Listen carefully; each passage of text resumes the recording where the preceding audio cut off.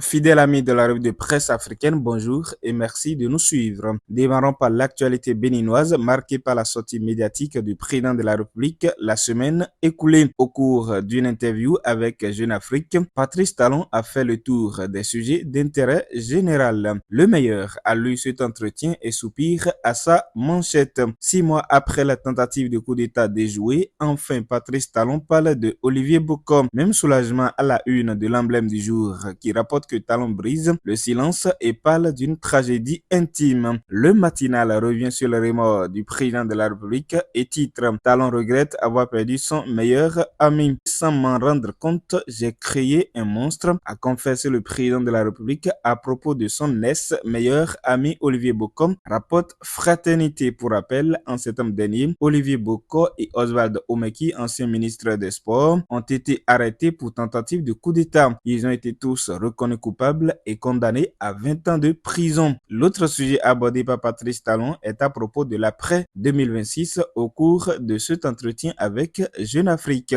Non, je ne serai pas candidat, écrit Le Soleil Bénin Info, reprenant Patrice Talon au sujet de la présidentielle de 2026. Le journal se fait l'écho du ras-le-bol du chef de l'État qui a déclaré que cette question l'agace. Maintenant que le Bénin a atteint son altitude de croisière, il est temps de changer de pilote, affirme le chef de l'État. Pour le président de la République, se représenter traduirait un manque de respect pour les institutions. Si Patrice Talon entend s'éclipser après son deuxième mandat, comme le veut la Constitution, l'homme reconnaît avoir l'intention d'adouber un dauphin. Le sujet intéresse Matin Libre qui titre « Prenant son dauphin comme son successeur, l'optimisme de Talon suscite moult interrogations ». Certains journaux sont revenus sur le dernier appui financier de la Banque mondiale. C'est le cas de Décryptage Info qui brandit en manchette « Cohésion sociale des régions nord du golfe de Guinée, le Bénin obtient 33 millions de dollars de la Banque mondiale ». Le matinal revient sur le même sujet et précise qu'il s'agit d'une cagnotte de 19 milliards 800 millions de francs CFA destinée à la gestion de l'afflux de réfugiés dans le septentrion. Le montant, d'après le journal, permettra au Bénin de mettre en place des infrastructures socio-économiques adaptées et de développer des activités génératrices de revenus pour renforcer la résilience à moyen et long terme des communautés d'accueil des réfugiés. Du septentrion, rendons-nous au Togo où l'ANC est toujours vent debout contre la nouvelle Constitution. En conférence de presse mercredi dernier, le parti a vivement dénoncé la promulgation de la nouvelle Constitution du Togo. L'ANC fourbit ses âmes, écrit le site Ici Lomé. Le week-end dernier, le parti dirigé par Jean-Pierre Fabre a rassemblé ses militants au siège de Lomé pour une réunion stratégique à quelques jours d'un grand meeting prévu le 23 mars à Akissamé. Un rendez-vous pour dénoncer, selon le parti, les dérives institutionnelles au Togo. Au cœur des discussions, le rejet de la 5e République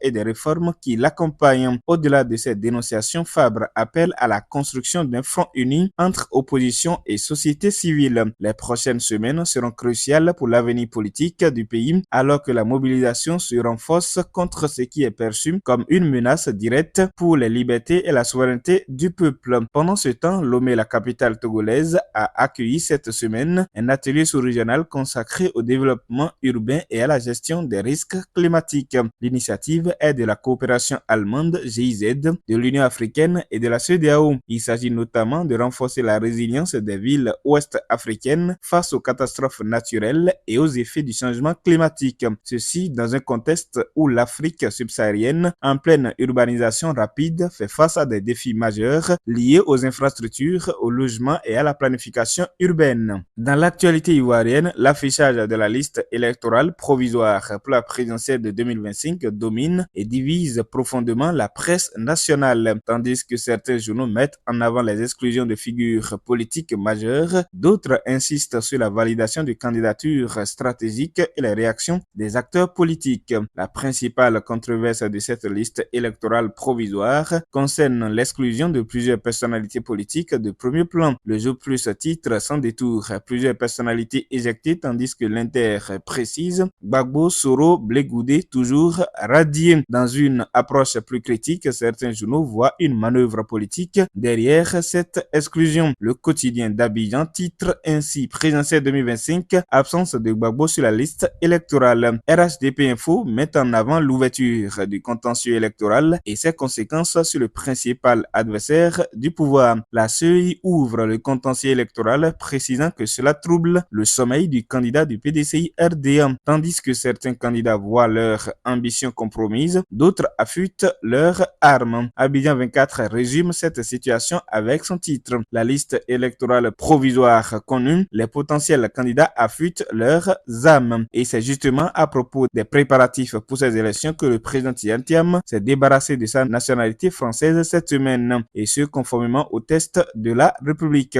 La décision a été rendue publique ce jeudi 20 mars. Au plan social, le gouvernement ivoirien a fait fort en prolongeant de 3 à 6 mois le congé des femmes fonctionnaires en République de Côte d'Ivoire. Cette mesure sociale vise à améliorer les conditions de travail des femmes dans la fonction publique. Cette réforme prévoit ainsi un allongement du congé de paternité qui passe de 3 jours à 1 mois, ainsi que l'instauration d'un congé parental qui peut durer jusqu'à 1 an pour permettre à un travailleur de s'occuper d'un enfant en cas de maladie grave. Mars 2024, mars 2025, il y a 1 an, le parti PASTEF de Ousmane Sonko prenait le pouvoir à Dakar. Certains quotidiens, à l'instar du Wolf quotidien, sont revenus sur cet anniversaire en explorant les défis relevés pendant les 12 mois de gouvernance de Bassirou Diomaye Faye. Le bureau politique du PASTEF a fait son propre bilan à mi-parcours il y a quelques jours lors d'une réunion à Dakar. Occasion pour les responsables de la formation politique de tracer les grandes lignes de son plan d'action pour l'année 2025.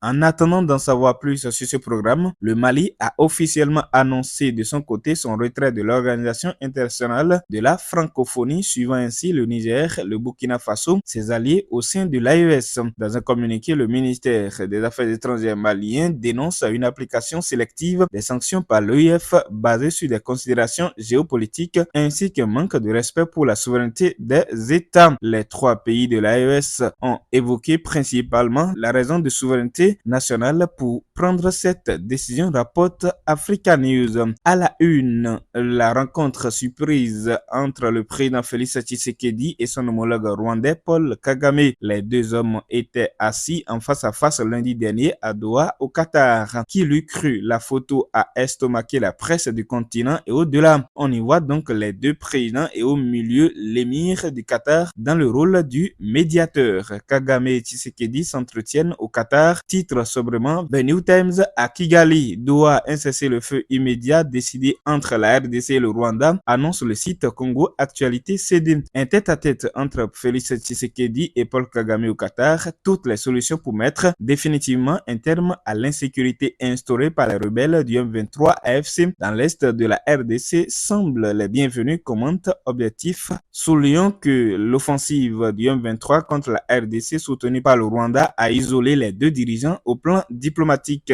Leur dernière rencontre remonte à plus d'1 an. Vivement que cette rencontre puisse ouvrir la voie au dialogue et au retour au calme dans l'est de la RDC. En sport, 9 mois après sa dernière journée, 4e en juin 2024, les éliminatoires de la zone Afrique pour la Coupe du Monde 2025 font leur retour. Les 5e et 6e journées des éliminatoires du mondial se joueront cette semaine et celles à venir.